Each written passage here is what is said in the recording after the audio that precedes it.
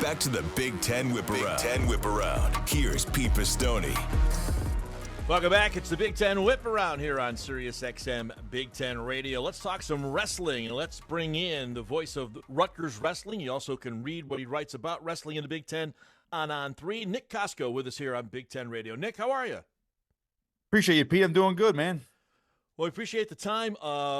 Let's talk Rutgers. Let's start there. We had Coach Goodale with us here a couple of weeks ago. Rutgers off to a 5-1 start. Give us some general takeaways of what you've seen for the Scarlet Knights so far this year, Nick. Yeah, I mean, I've been covering Rutgers Wrestling and broadcasting for them for, I can't believe it's already almost been a decade at this point, but I like what I've seen so far through this first semester before they get into the conference duels. I'm sure they'll send some guys out to that Midlands tournament at the end of December to get some extra matches in, just to see where some guys measure up as well. But yeah, I mean, other than I want to say a tight loss and maybe a bit of a disappointing loss to Virginia Tech at home in November, they've been pretty solid this year. I think it's been a nice bounce back year so far compared to last year, where the dual season was up and down. They obviously did not have an All-American last year for the first time, and I believe it was like 8 seasons at that point. So they've really bounced back a little bit. They brought in some transfers in the offseason, so I think everything is coming up Rutgers right now in terms of the wrestling team. I'm waiting to see what they're going to be like against that upper middle tier part within the Big Ten when it comes to the conference duels. But other than that, they have a good shot to do something special this year for sure. Well, the wrestler of the week came from Rutgers this past week, John Paznansky. Give us a little takedown on what you saw from him this past week, and just generally break down what he brings to the mat for the Scarlet Knights, Nick. Yeah, Poznansky's been that dude for the past couple of years for Rutgers, where he was a true freshman back, if you go back to that shortened 2021 season, finished in 4th place down in St. Louis. He was their highest true freshman placer in program history. Got back to NCAAs the next year, dealt with some injuries, didn't place, and then he redshirted last year after taking some time off. Wrestled, I believe, about 9 matches last year. He bumped up to 197 pounds for this season. Looks a lot stronger, looks a lot faster. And if everybody knows who John Poznansky is, I mean, he's the guy who's always going to put his nose to the grindstone. He's a hard worker. He lifts, a lot. I'm talking like looks like a bodybuilder sometimes. So he going up a weight was probably the best option for him, just so he didn't want to cut anymore. I think he's pretty much going to be a stalwart now at this point. At 197, he'll be an All-American contender as well. And again, I think he got the Big Ten Wrestler of the Week because he beat Luke Stout of Princeton on Friday night. Ranked matchup depending upon your service. That's a top 10 matchup. So when you look at that match, he was able to control it, came back from an early deficit, and emphatically ended it with a takedown. I think it just goes to show that he is almost reborn again, like he was, and kind of rounding into his form from a couple years ago. Nick, since you brought it up, let's go back to the Princeton match. 24-9, Rutgers won that, and they had Buffalo next. It was a 40-zip shutout there. Can you kind of summarize what you saw from the Knights last weekend in those 2 matches? Yeah, Princeton's always a big rivalry match. I know it's been one-sided over the last 26. They've won like 25 of the last 26 matches, aside from I think it was 2021 where they dropped one. But other than that, Rutgers has owned that match year to year, home or away. You look at the matchups on paper this year, Princeton did graduate 2 national finalists and obviously national champion Pat Glory. So Joe Dubuque taking over after a long time as an assistant coach over at Princeton. Young team, missing some guys, a lot of freshmen. So they were up against it on paper. Still brought the fireworks. I thought Rutgers controlled the match, and they were pretty close to a shutout there if things kind of break the right way in 2 overtime matches, and they did throw out the backup there at heavyweight as well. So, I mean, Rutgers owned the match. They controlled it. That's kind of the bounce back they needed, especially for the home crowd, losing to Virginia Tech last month as well. Then Buffalo, I mean, it's nothing against Buffalo. I mean, I think they're 6-7 now. They wrestled in the MAC conference, but they're overmatched when it came to that Big Ten squad. So getting that shutout and really just pouring it on and just showcasing the depth with, I think they had about 3 or 4 backups wrestle in that duel as well. So I think with the way Rutgers was able to manage those 2 duels going into the holiday break and eventually just gearing up for conference duels, that was a nice way to kind of end the first semester. Nick, go through, if you don't mind, on the Rutgers side, the classes and some of the other wrestlers that Coach Goodale has there around who we just spoke of. Who's some of the standouts so far in the early going after 6 matches? Other than Poznansky, you look at their graduate transfer heavyweight, Yaroslav Slavakuski. He came in from Harvard. He's a two-time NCAA qualifier. He was an All-American in 2020 when they canceled the tournament, so it was a coach's All-American type thing. I think he's 8-0 now this year. He's been dominant. He's one of the best guys in the country, ranked top 8 in the country. So you would expect him to hit that All-American podium for the first time. He's been really good, and he's been a guy that's been basically a plug and wrestle type of guy that they needed at heavyweight. Brian Saldano still doing very good in his second year as a starter at 184.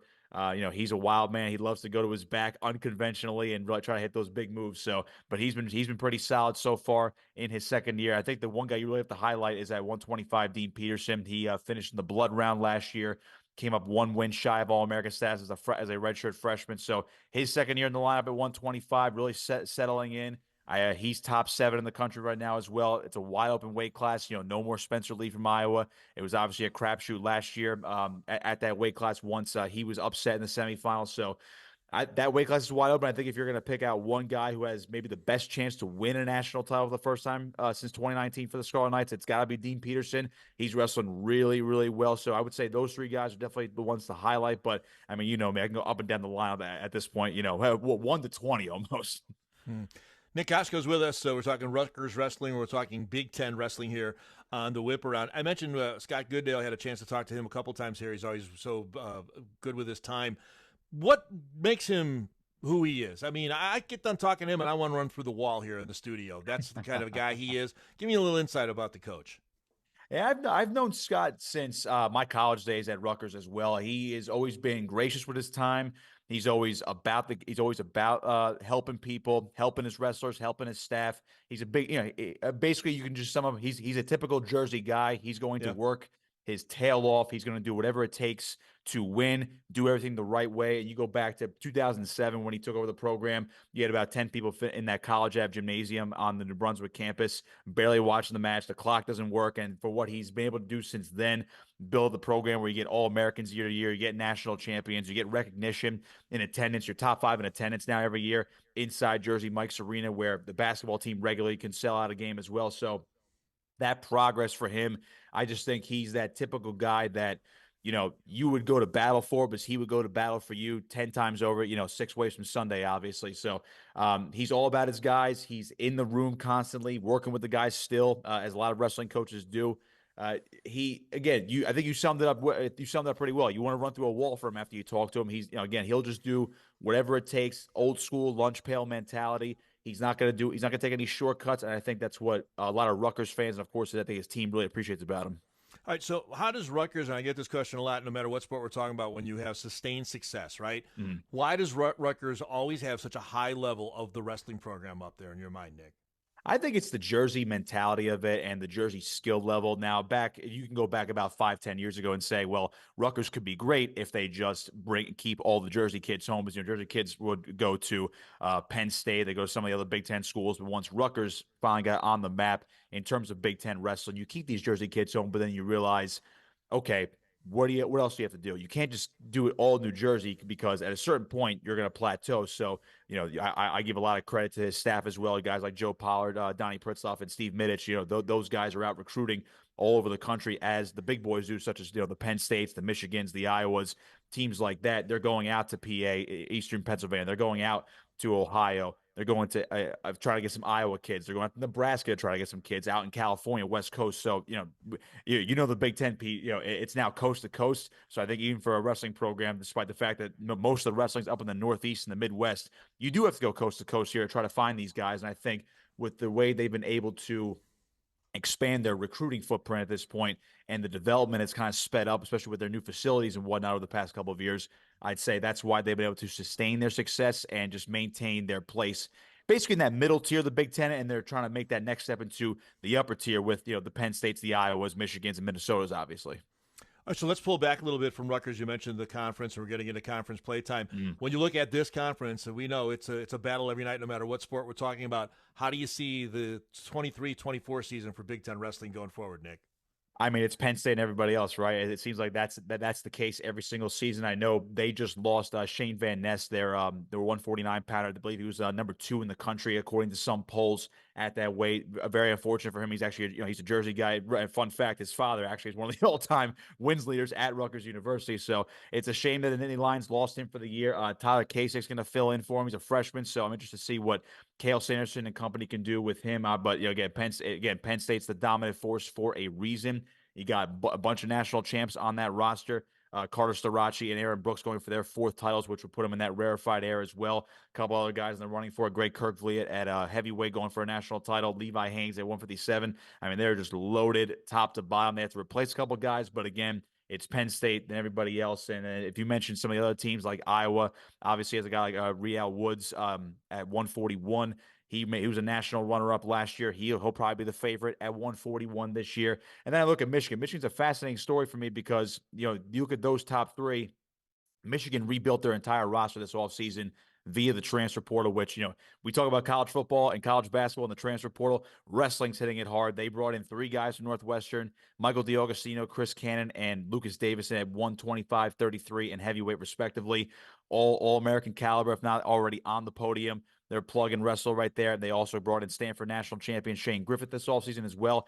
And just to add more to it, and now half their lineup is going to be transfer guys because they just recently announced that Austin Gomez is going to come back for his final year of eligibility. He was at Iowa State and Wisconsin over the past few years, had some issues with concussions, and he wasn't going to wrestle this year. Just going to focus on the world and freestyle scene, but he decided to wrestle at the Cliff Keen Wrestling Club at their RTC in Ann Arbor. So he's officially back, probably going to plug right in at 149. So it gives Michigan 5 guys that are going to be probably on the podium, if not more, just from those guys. So I would say Michigan's going to make a huge run now with the addition of Austin Gomez as well. So, Nick, let's pull back a little bit further than nationally as you look across coast to coast. And you're right, this conference will be coast to coast when we get to next year. What do we see around the national scene on the college wrestling side? It's very interesting. I mean, everyone wants to talk about the Big Ten and whatnot, but again, you have to look nationally as well. Arizona State's always good. Mizzou is always good. Cornell really good, and I'm interested to see what Cornell does this year because they did just graduate Yanni Diakomihalis, the 4-time national champion. But Meyer Shapiro is the guy that's going to be in there now. He's a freshman. Yanni was really high on him. Maybe he's a contender for a national title right off the bat. Obviously, Vito Arujau, their defending national champion at 133. He'll be back in the running. That's a wild weight class right now because he already lost this year, and that just goes to show you the crapshoot of wrestling. I'm a big fan of Mizzou as well because they have a lot of guys that I'm a big fan. I've talked to him before in the past. Keegan O'Toole, the 2-time national champion over there at 165. He's the big favorite as well. I'm sure he'll be doing battle with David Carr, former national champion over at Iowa State as well. That could be your final at 165 once again. I mean, those 2 guys wrestled, I think it was 3 times last year. Carr beat him twice, and then O'Toole got on that 3rd time in that national final to get his 2nd title. So as far as other teams are concerned outside the Big Ten, I always look at Arizona State, Mizzou, and Cornell among those. I'm a big fan of UPenn this year as well. They are really rising, and what Roger Rain has done in the Ivy League as well to kind of compete with Cornell's dominance and, of course, Princeton's recent rise as well. I like what they're doing over at Penn. A lot of ranked guys, and from the Rutgers standpoint as well, they do face each other on January 6th in Philadelphia at the Palestra, so that'll be one to watch just from this area as well. But those are some of the teams that I always usually like to keep an eye on. All right, should be pretty interesting again as Big Ten wrestling hits into the conference season. Some pretty interesting matches ahead. Nick, great stuff. Appreciate you catching up with us here on Big Ten Radio. We'll certainly catch you down the road here as the season rolls on. I appreciate you, Pete. Really do. That's Nick Kosko, voice of Rutgers Wrestling. You can also read what he writes about wrestling on a national level at on3.com. Stick around. More to come. It's the Big Ten Whip Around on Sirius XM Big Ten Radio, Channel 372.